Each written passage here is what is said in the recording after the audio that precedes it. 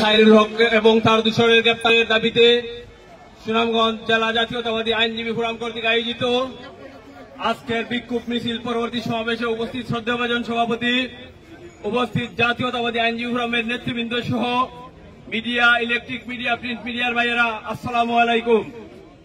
আমি আজকে একটি স্মৃতিচারণ করতে চাই। আজকে দেখতে পারি বিগত ছাত্র জনতার আন্দোলনে বাংলাদেশের ইতিহাসে এমন পরিমাণ মানুষ হত্যা করা হয়েছে, কিন্তু আজকে বিভিন্ন আদালতে এই গণহত্যাকারীদের জামিন দেওয়া হয়।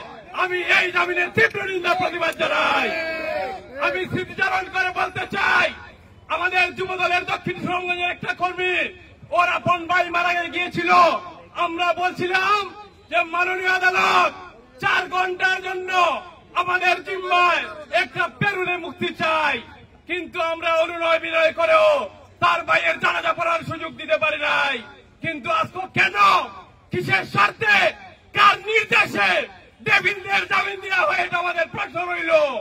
অবিলম্বে খায়রুল হক সহ তার যাবতীয় দূষণ উচ্চতর আদালত থেকে নিম্নতর আদালত পর্যন্ত সবাইকে গ্রেফতারের দাবিতে আমি আমার বক্তব্য শেষ করছি।